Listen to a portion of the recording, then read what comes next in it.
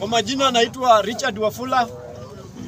Mimi ndio incoming member of parliament Kimilili constituency.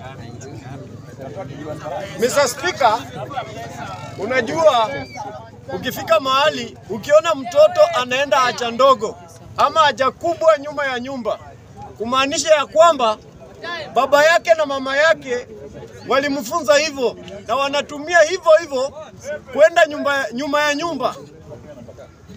Mr. Speaker, hawa Somali wametuzoea sana. Hawa Somali wanafika mahali wanakanyaga flag zetu na wanaishi hapa, wanatafuta pesa hapa kwetu, wanapata chakula. Walifukuza Amerika, wakafukuzwa South Africa. Nataka kuambia hivi, wa Somali, kama baba zenu wanawafunza ya kwamba mkuja mtutusi, mkuja mkanyage flag yetu hapa Kenya Isili, tunakataa. Sisi tunataka kuambia hivi, baba yenu na mama zenu kama wanawatuma, tunawakataza. Murudi mchunge ngamia kule, murudi mchunge mbuzi kule. Ukiangalia hapa Isili, basi zinashuka usiku na mchana. Basi za kutoka Karisa kule Wajia, wote wanakuja hapa usiku na mchana. Hawana vitambulisho. Bwana, watu wa Isili, mtuheshimu sana.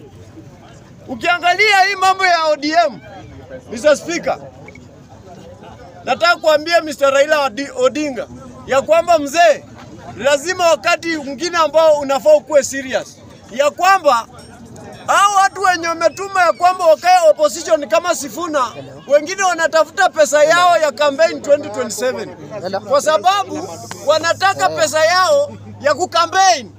Wanajua ya kwamba hapo ndani ya serikali kuna pesa, wanataka wawapatie pesa, na watu wenye wanaenda upande wa opposition hao wanatafuta ground. 2027 kila mtu anajitafutia. Mtu anatafuta pesa, mwingine anatafuta ground. My friend, tengeneza ODM yako.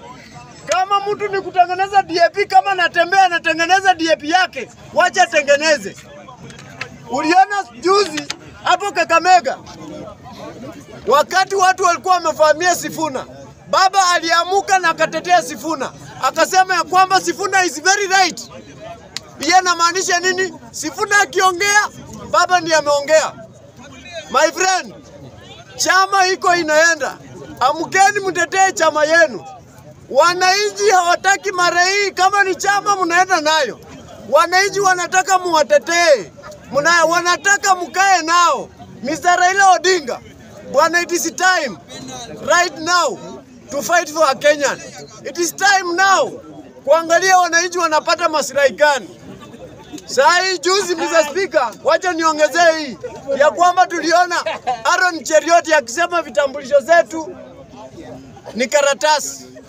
Vitambulisho ni karatasi, wakati vile vitambulisho ndio vilitumika kuchukua kura vikakuingiza parliament.